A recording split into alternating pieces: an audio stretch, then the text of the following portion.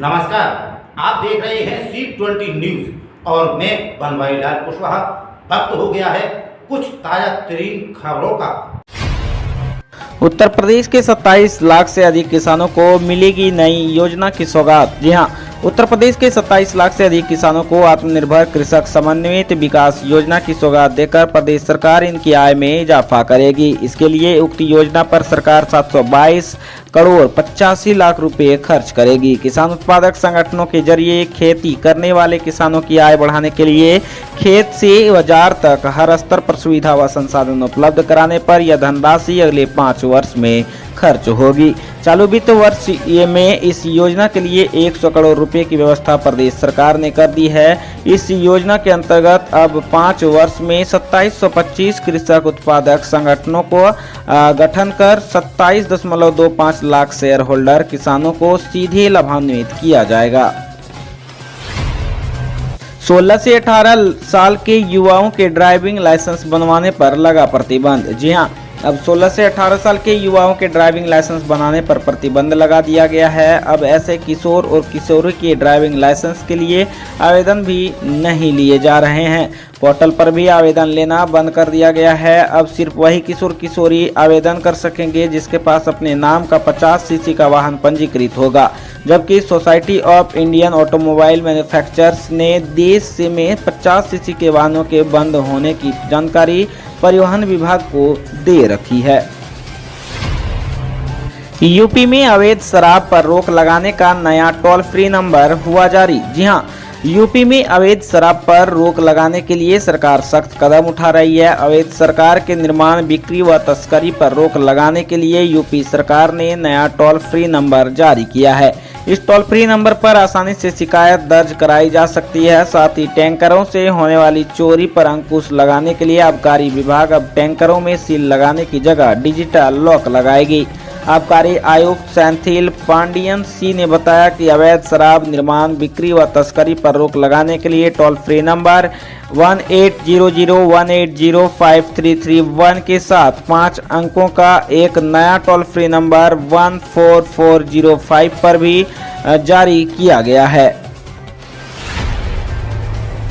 आज 1 अक्टूबर को वृद्ध दिवस पर आएगी वृद्धा पेंशन की दूसरी किस्त। जी हां, आज 1 अक्टूबर को वृद्धा पेंशन योजना की दूसरी किस्त आएगी। यह किस्त अंतर्राष्ट्रीय वृद्ध दिवस के अवसर पर प्रदेश सरकार द्वारा जारी की जाएगी। बता दें कि अभी कुछ दिन पहले ही योगी सरकार ने वृद्धावस्था पेंशन योजना की पहली किस्त जारी की थी। इसको लेकर विभाग ने पूरी तैयारी कर ली है। मेरठ जिले में वृद्धा पेंशन के लिए 32,347 लाभार्थी है। वहीं विधवा पेंशन के लिए 44,036 और दिव्यांग पेंशन के लिए 14,497 लाभार्थियां हैं। और समाज कल्याण विभाग द्वारा संचालित वृद्धा पेंशन की दूसरी तिमाही की किस्त की राशि लाभार्थियों के बैंक खातों में ऑनलाइन हस्तांतरित की जाएगी।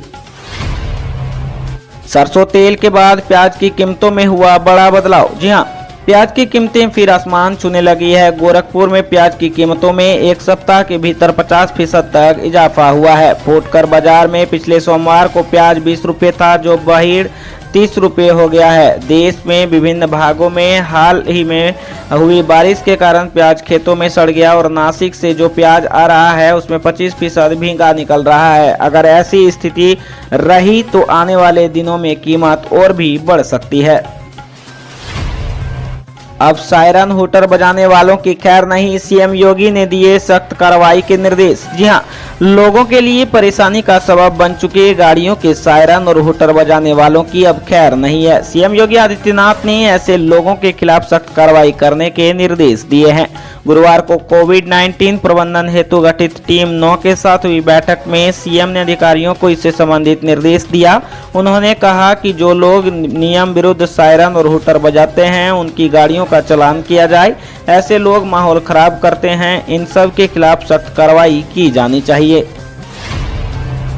अखिलेश यादव को बड़ा झटका देने की तैयारी में शिवपाल उन्नाव में राजा भैया से मिले। जी हां, सीएम योगी की जनसभा से पहले जनसत्ता दल लोकतांत्रिक पार्टी राष्ट्रीय अध्यक्ष रघुराज प्रताप सिंह उर्फ राजा भैया का कार लखनऊ से झांसी तक दौरे के दौरान उन्नाव में जगह जगह स्वागत हुआ। उन्नाव पहुंचे राजा भैया ने जनसेवा संकल्प यात्रा को लेकर नीतियों का बखान किया। इसी दरमियान कानपुर जाते समय प्रगतिशील पार्टी राष्ट्रीय अध्यक्ष शिवपाल सिंह यादव उन्नाव में कार से उतरकर राजा भैया से मिले और उन्होंने उन्हें गले लगाया। कुछ पल दोनों की वार्ता भी हुई। इसके बाद शिवपाल कार से कानपुर रवाना हो गए। दोनों नेताओं की मुलाकात तो लेकर उन्नाव राजनीतिक गलियारे में गहमागहमी बढ़ गई है।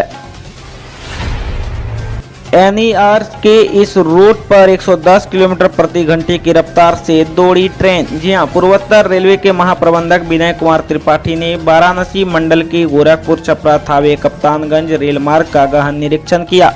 इस दौरान उन्होंने चोरी चौरा, देवरिया, सिवान, छपरा, मसरक, गोपालगंज, थावे, जलालपुर और पैड्रोना स्टेशनों पर स्थित यात्री सुविधाओं का निरीक्षण किया।